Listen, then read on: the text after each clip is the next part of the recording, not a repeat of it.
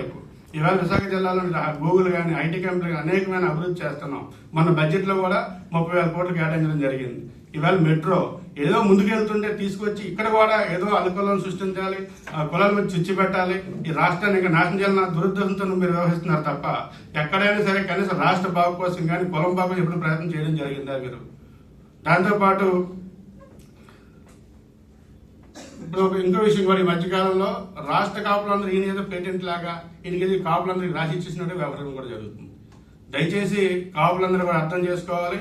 ఈవేళ కాపు సామాజిక వర్గంలో ఇప్పుడు ఎందుకంటే ఈవేళ కాపు భవనాలు కట్టామన్నా, కాపు పిల్లలకు ప్రయారిటీ ఇచ్చామన్నా, కాపులకి ఈవేళ ఏదైతే రిజర్వేషన్ కల్పించామన్నా, కాపులకి కేటాయించిన నిధులు కానీ కేటాయించంటే అది కాపు చంద్రబాబు నాయుడు బాగా గుర్తుపెట్టుకోవాలి మీరు అందరూ కూడా.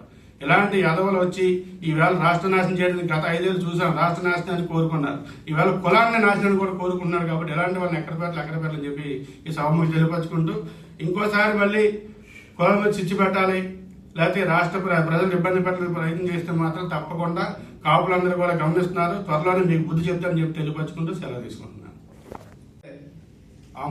అంబటి రాంబాబు గారు నిన్న గాజుబాగ్ వచ్చి ఏదో కాపులందరూ కూడా కాపులకు అన్యాయం జరుగుతుంది, నాకు అన్యాయం జరిగింది అనేది ఒక ఏడు పేర్చి వెళ్ళడం జరిగింది నిన్న. దాని మీద ఈవేళ రాష్ట్ర వ్యాప్తంగా కాపులను కించపరిచే విధంగా, రాష్ట్ర వ్యాప్తంగా కాపుల్ని దుర్బుసలాడే విధంగా వ్యవహరించి ఈరోజు కాపులు నాకు కాపు అంటే నాకు అన్యాయం జరిగిందని చెప్పి చెప్పడం జరుగుతుంది. ఈవేళ కులాల మధ్య చిచ్చు పెట్టి ఏదో రాజకీయ లబ్ధి పొందాలన్న ఒక దురుద్దేశంతోనే ఇవన్నీ చేయడం జరుగుతుంది. అయితే ఈవేళ ఆయన నిన్న ఒక విషయం, మొన్న ఈ మధ్యకాలంలో ఒక విషయం చెప్పారు. నగరం నడిగొడ్డు మీద నాకు అన్యాయం జరిగింది, వచ్చి నాకు కార్యకర్తలు వచ్చి ఇబ్బంది పెట్టారని చెప్పేసి ప్రచారం చేసుకోవడం జరుగుతుంది. మేము చెప్పేది ఒకటి, నగరం నడిగొడ్డు మీద జరిగింది నువ్వు చేసిన సాక్షాత్తు ఒక ముఖ్యమంత్రిని నువ్వు ఇష్టానుసారంగా వాగావు కాబట్టి పబ్లిక్ ప్రజలందరూ వచ్చి నీ మీద పడ్డారు తప్ప మా కార్యకర్తలుగా నాయకులు రాలేదు కదా. ఈవేళ మీకు ఉదాహరణకి సాక్షాత్తు ప్రస్తుత ముఖ్యమంత్రి వర్యులు అప్పుడు మాజీ ముఖ్యమంత్రి ఉన్న టైంలో మరి నీ తాలూకా ఒక సన్నాసి వెళ్ళి ఆ ఇంటి దగ్గర గొడవ చేస్తే ఏమైనా యాక్షన్ తీసుకున్నారా మీరు? అది పక్కన పెట్టేసేయండి. ఈ కేంద్ర పార్టీ కార్యాలయం పక్కనే డీజీపీ గారు ఆఫీస్ ఉంటారు. మరి ఆ రోజు మీ గోండాలు, మీ కార్యకర్తలు, మీ యదవులందరూ వెళ్ళి ఆ రోజు అద్దాలు పగలగొట్టి ఆ గేట్లు ఎరగొట్టి చేస్తే ఏమైనా చర్యలు తీసుకోవడం జరిగిందా? ఇలాంటి అనుచిత వ్యాఖ్యలు చేయడం, ఇలాంటివి చేయడం. ఈవేళేమో కాపులను హేళంగా, గత ఒక ఇంటర్వ్యూలో నేను చూశాను, కాపుల్ని తాగుబోతులు, మతిమరుపు వాళ్ళు, తిండిబోతులు, వాళ్ళకి జ్ఞానం సరిగా ఉండదని చెప్పి నువ్వు అన్నది కదా. నీకు నిజంగా సిగ్గు నచ్చంటే ముందు కాపులకు నువ్వు క్షమాపణ చెప్పాలి. అది మానేసి కాపులందరూ కూడా మా సైడే ఉన్నారు, ఇక్కడ పవన్ కళ్యాణ్ గారి సైడ్ లేరు. ఈరోజు మీకు ఒకటే గుర్తు పెట్టుకోవాలి, సాక్షాత్ ఆ రోజు చెప్పారు పవన్ కళ్యాణ్ గారు, ఇవాళ కాపులందరూ ఉన్నందుకు ఉదాహరణ కూడా మీకు విషయం చెప్తారు. అతల పత్రాలను తొక్కేస్తానని చెప్పి తొక్కేయడం కూడా జరిగింది. అయినా మీకు ఇంకా బుద్ధి రాలే. ఇప్పటికైనా మారండి, మారి కొంచెం మంచి నిర్ణయాలు తీసుకోండి. అలాగే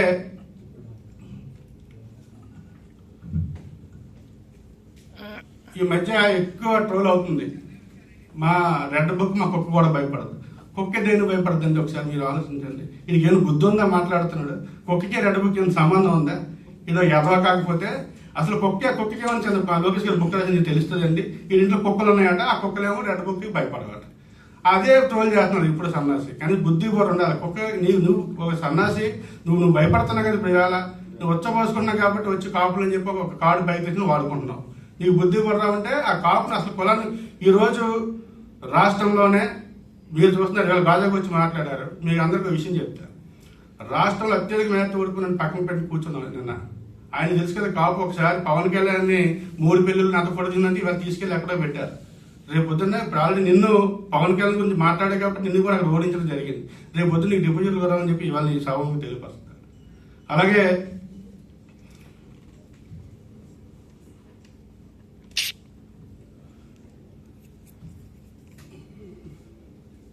ఇప్పుడు ఈ మధ్యకాలంలో కూడా 2029లో వస్తాం, రఫారఫలు ఆడిస్తాం, తొక్కేస్తాం, లేదా నరికేస్తాం అంటున్నారు. ఇవాళ ఎప్పుడైనా సరే నిజంగా రెడ్ బుక్ తెలిస్తే ఎవరైనా రోజు మాట్లాడతాడా? ఆలోచించండి ఒకసారి. కనీసం మాట అనేది ఆడితే తంతారని భయం, లేకపోతే కొడతారని భయం, లేకపోతే యాక్షన్ భయం ఉంటే నీ రెడ్ బుక్ నిజంగా తెలిస్తే ఇవాళ ఎవరి రోడ్డు మాట్లాడే అవకాశం ఉండదు. అలాంటిది కూడా ఇది ఈవేళ రాష్ట్రంలోనే. ఎందుకంటే ఈవేళ నేను 1989లో జాయిన్ అయ్యాను. నా పేరు తోటరత్నం. ఎన్నో పదవులు చంద్రబాబు నాయుడు గారి దైవాలను అలంకరించి ఈరోజు రాష్ట్ర పార్టీ కార్యదర్శిగా ఉన్నాను. నేను పార్టీలోకి వచ్చి ఇంచుమించు 35 సంవత్సరాలు, 40 ఏళ్ళు దగ్గర అవుతుంది.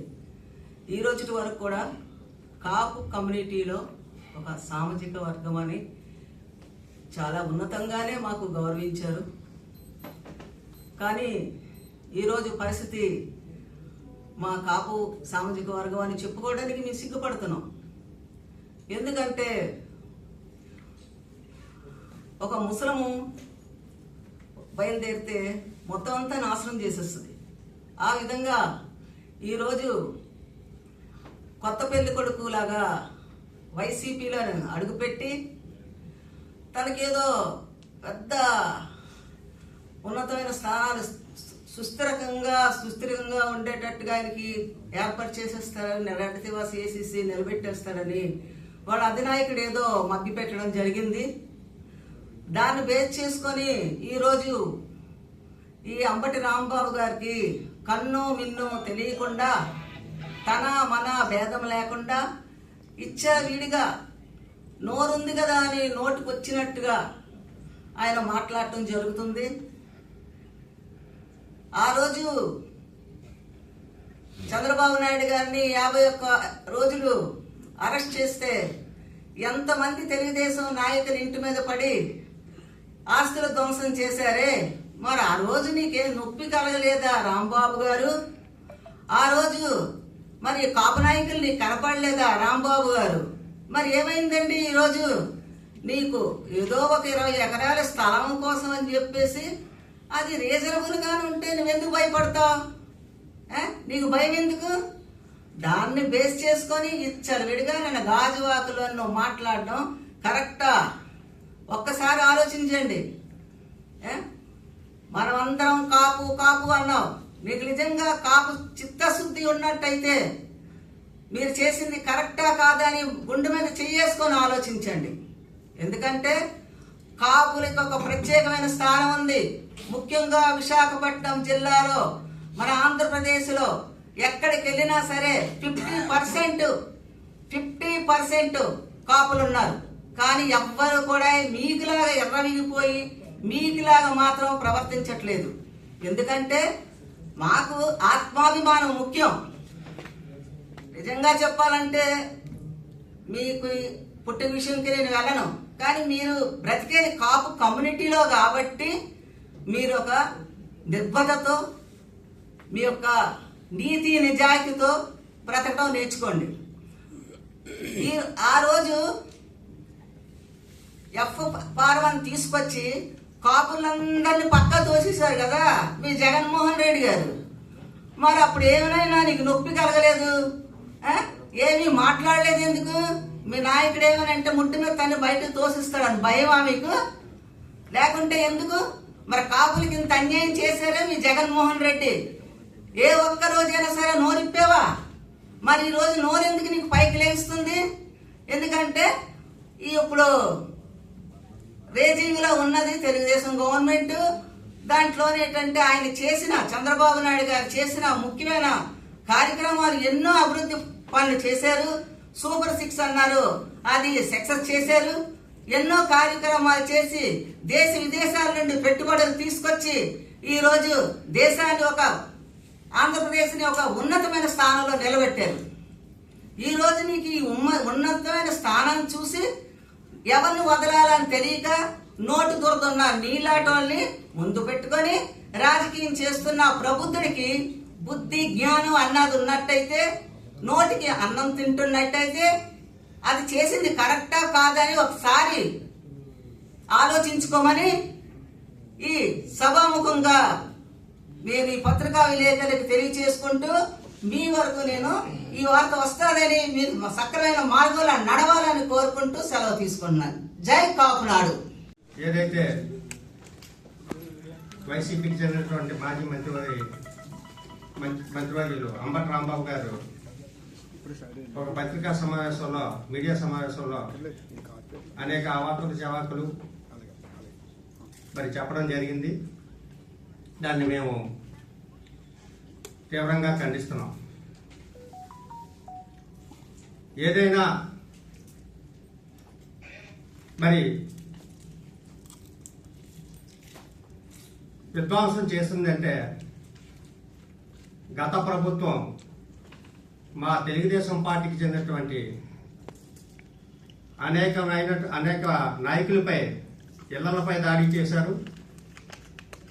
ఇక్కడ ఉన్నటువంటి మరి పల్లా శ్రీనివాసరావు గారు ఆస్తులపైన అయితేనేమి, అలాగే గట్టా శ్రీనివాసరావు గారి ఆస్తులపైన అయితేనేమి, అయ్యన్న పోతుడి గారి ఆస్తులపై అయితేనేమి, అలాగా చాలా మంది రాష్ట్రంలో అనేక మంది ఆస్తులపై అక్రమంగా కేసులు పెట్టి, కంప్లైంట్లు పెట్టి దాడి చేయించడం జరిగింది. మరి పాపం ఈరోజు అంబటి రాంబాబు గారు ఎక్కడో సత్తెనపల్లిలోను 20 ఎకరాలపై ఏదో మరి అక్కడ రెవెన్యూ సిబ్బంది సర్వే చేయడానికి వెళ్తే అది తప్పు అంటున్నాడు.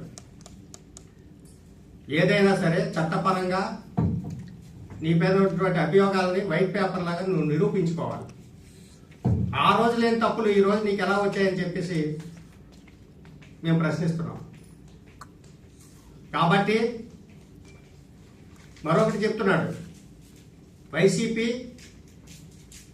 కాపులందరూ కూడా మమ్మల్ని హింసిస్తున్నారు, వైసీపీ కాపులందరూ మమ్మల్ని హింసిస్తున్నారు, కాపుల వ్యతిరేకి చంద్రబాబు నాయుడు అంటున్నారు. మీకు ఒకటే చెప్తున్నాం, కూటమి ప్రభుత్వం కాపుల పక్షపాతి. ఏదైతే 2014-19 ప్రాంతంలో నారా చంద్రబాబు నాయుడు గారు కాపు కార్పొరేషన్ ఏర్పాటు చేసి మరి కాపులందరికీ 3,000 కోట్ల రూపాయలు అప్పుడు నిధులను కేటాయించడం జరిగింది. ఆర్థికంగా వాళ్ళన్నింటినీ ఆదుకోవడం జరిగింది కాపు కార్పొరేషన్ ద్వారా. అలాగే 5% రిజర్వేషన్ కూడా కల్పించడం జరిగింది. మరి వైసీపీ ప్రభుత్వం అధికారంలోకి వచ్చిన తర్వాత ఇవన్నీ తొంగలో తొక్కి, కాపుల్ని అనగదొక్కి, కాపులు ఎదుగుదలను ఎదగనివ్వకుండా కాపు వ్యతిరేకలుగా బిహేవ్ చేసి, కాపు నాయకులందరూ ఆస్తులపై దాడులు చేసి, మీరు ఈరోజు ఏమొచ్చి కాపు నాయకుడి కింద ఈయన చలామణి అవుదాం అనుకుంటున్నాడు. నువ్వు కాపు నాయకుడు కాదయా, నువ్వు వైసీపీకి కాపలా కాసే కాపు నాయకుడు మాత్రమే. కాబట్టి వేదతో మంచి పని చేసావు, లేకపోతే ఇంకో విధంగా నేను జైల్లో పెట్టలేదు. నువ్వు తప్పులు మాట్లాడావు. నువ్వు మాట్లాడే మాట అసభ్యకరంగా మాట్లాడడం వల్ల, నీ ప్రవర్తన అసభ్యకరంగా ఉండడం వల్ల మరి ఆ రోజు నువ్వు వెళ్ళడం జరిగింది. అంతేగాని చట్టపరంగా చట్టం తన పని తాను చేస్తుంది, ప్రభుత్వాలు పనులు చేయాలి. కాబట్టి మరి చంద్రబాబు నాయుడు గారు కాపులందరినీ ఆదరించారు, కాపులందరికీ ప్రత్యేక కార్పొరేషన్ ఏర్పాటు చేశారు, కాపులందరికీ 3,000 కోట్ల రూపాయలు నిధులు కేటాయించి అనేక విధాలుగా ఆర్థికంగా సహాయం చేశారు. కాబట్టి అంబటి రాంబాబు ఎప్పుడైనా మరి మంచి నడిగి బుద్ధి రావాలి, మంచి బుద్ధితో మెలగాలని చెప్పేసి తెలియజేసుకుంటూ మరి మీ యొక్క ప్రవర్తన కూడా మెరుగుపడాలని తెలియజేస్తున్నాను. నా పేరు ముక్క కిషోర్ కుమార్. నేను ఉత్తర నియోజకవర్గం 20వ రోడ్ తెలుగుదేశం పార్టీ అధ్యక్షుడిగా ఉన్నాను. సో ఈ మధ్యన పరిణామాల్లో మనకి ఈ అంబటి రాంబాబు గారు ఏదో అతను చేసిన పనులన్నీ కప్పించుకోవడానికి కాపు అనే ఒక మాటనే ప్రత్యేకంగా వాడుతున్నారు. అంటే ఈ మధ్యన చూస్తే ఏదో రంగా గారితో అంత స్థాయిలో పోల్చుకోవడం కానీ చాలా ఆశ్చర్యం. ఈ మధ్యన చూస్తే మొన్నటి వరకు మాట్లాడటంలో దుష్ట పరిపాలన చంద్రబాబు అంటున్నారు. నిజమే, ఎవరికి? దుష్టులకి. మీరు గతంలో మీ దుష్టులు కళ్ళు కాబట్టి మీకు దుష్ట పరిపాలన కనబడుతుంది. మీరు ఎవరికి కనబడిన దుష్ట పరిపాలన మీకు మాత్రమే కనబడుతుందంటే మీ కళ్ళు ఒకసారి చెక్ చేసుకోవాలి. అలాగే కాపులు అంబటి వ్యవహారం చూసి కాపు జాతిలో చెడబుట్టారని అనుకునే పరిస్థితి వచ్చింది తప్ప, అంతేగాని మీరు మళ్ళీ దాన్ని ఏదో పవన్ కళ్యాణ్కి కాపు సపోర్ట్ ఉండదు ఈసారి అని మీరు ఏదో మీరు కాపుల్లో పెద్ద ఉత్తములు అనే మాట మీరు ఏదో దీన్ని వ్యవహారం చేసుకుంటున్నారే తప్ప, అంతేగాని మీ అది ఓన్లీ అంటే పచ్చక కళ్ళకి పచ్చకాలు వచ్చిన కళ్ళంతా లోకంతా పచ్చగా అన్నట్టు మీరు గిరిగీసుకుని మీరు అనుకుంటున్నారు తప్ప, ఎక్కడ కాపులు ఏమి మిమ్మల్ని ఏమి అభ్యందించడం కానీ మీరు ఏదో గొప్ప వ్యవహారం చేశారని ఏమి ఎక్కడ ఎవరు చేయట్లేదు. అలాగే వైసీపీ కాపు నాయకులకు తెలియడం లేదు. కాపుల్ని వైసీపీ నాయకులు కేవలం జగన్మోహన్ రెడ్డి గారు ట్రంప్ కార్డులో వాడుతున్నారు. తనకి అవసరమైనప్పుడు వాళ్ళు తీసుకొచ్చి ఏమో మాట్లాడించారు అంటే ఓన్లీ కాపుల్ని ట్రంప్ కార్డులో వాడుతుంది తప్ప వైసీపీ ప్రభుత్వం, అందుకని ఎలాంటి గుర్తుపెట్టవచ్చు. అలాగే వైజాగ్ కాపులు చాలా విజ్ఞులు. అందుకే ఇక్కడ మీరు అబ్జర్వ్ చేస్తే మనకి ఒక నార్త్లోనే కాదు వైజాగ్ పార్లమెంట్ సెగ్మెంట్లో కాపులకు వైజాగ్లో కూడా చాలా ఎక్కువ మంది ఉన్నారు. సో మీరు ఎప్పుడు చూసినా ఇక్కడ ప్రతి నియోజకవర్గంలో కూటమి పార్టీ నాయకులు గెలుస్తున్నారు అంటే కేవలం ఏంటి అర్థం, కాపులు టీడీపీ వైపు ఉన్నారు, కూటమి వైపు ఉన్నారు కనుకే ఇక్కడ పార్లమెంట్ వైజాగ్ పార్లమెంట్లో అన్ని సెగ్మెంట్లో కూడా మీరు ఒకసారి ఏదైనా సెగ్మెంట్లో గెలిచి అప్పుడు కాపుల వైపు ఉన్నారంటే నమ్ముతారు ఎవరైనా, వైజాగ్ ప్రజలు, వైజాగ్లో కాపులు ఎవరైనా. అంతేగాని మీరు ఏదో వచ్చేసి ప్రెస్ మీట్ పెట్టేశాము ఏదో నాలుగు మాట్లాడేసామంటే ఇక్కడ నమ్మడానికి ఎవరు కానీ ఏమి సిద్ధంగా లేరు. అలాగే రెడ్ బుక్ కి కుక్కులు కార్యకర్తలు భయపడరంటున్నారు. నిజమే, అది లోకేష్ గారు కూడా అంటున్నారు. చట్ట పరిధిలో ఎవరు తప్పులు చేశారో వాళ్ళకే రెడ్ బుక్, మీరు భయపడి చెప్పాల్సిన అవసరం లేదు. సో ఖచ్చితంగా చట్టం ముందు చేసిన వాళ్ళందరికీ ఖచ్చితంగా శిక్ష అనేది ఉంటుంది. అంతేగాని చట్ట పరిధి దాటి ఎక్కడ రెడ్ బుక్ లో ఏ శిక్షలు వేస్తామని ఎక్కడ మెన్షన్ చేయలేదు, చెప్పలేదు ఎప్పుడూను.